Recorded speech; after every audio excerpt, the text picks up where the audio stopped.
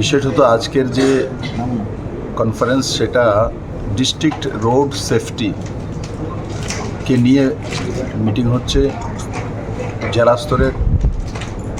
সেখানে বিশেষ করে ট্রাফিক রুলস, রাস্তাঘাট, তারপর যান চলাচল,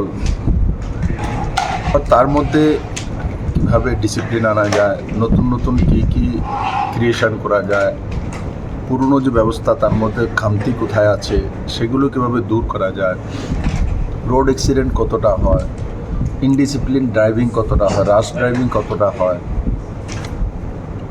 ইলিগাল ড্রাইভিং কতটা হয়, এই বিষয়ে বিস্তারিত আলোচনা এখানে হবে।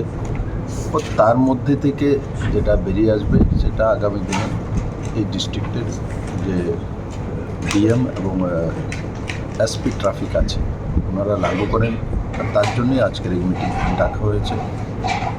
আর ত্রিপুরাতে যে রোড সেফটির ব্যবস্থা, আমি তো মুখ্যমন্ত্রীও ছিলাম, অনেক চেষ্টা করেছি। ইনডিসিপ্লিন ড্রাইভিং প্রচুর হয়, ইলিগাল পার্কিং করে রাখে, রাস্তা যতই চড়া, মেয়র সাহেব এখানে বসে আছে, যতই চড়া করো, যদি ভাঙচুর করো, আবার 2 দিন থেকেও 3 দিন পর আবার পার্কিং সেই জায়গাতে করে দেবে। নিজের বাড়ির সামনে পার্কিং না করে একটা ব্যবস্থিত জায়গাতে পার্কিং করার ব্যবস্থা আমি একসময় নিজে হেঁটে হেঁটে করেছিলাম, মেনেও নিয়েছিল। আবার কিছুদিন পরে ওই যে কমিউনিস্ট এখানে ছিল, ইনডিসিপ্লিন মানসিকতা, আন্দোলন মানসিকতা, ওই মানসিকতা গিয়ে কাজ করে।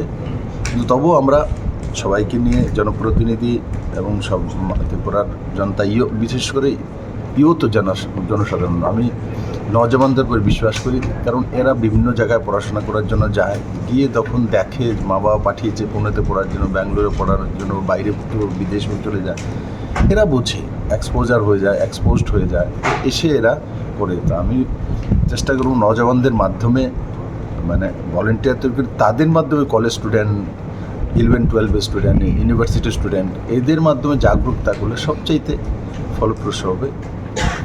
মিটিং স্টার্ট হোক, যাই হোক পরবর্তী সময় আপনারা জানতে পারবেন এজেন্ডা কী ফিক্স হয়েছিল আর কী ডিসিশন হয়েছে।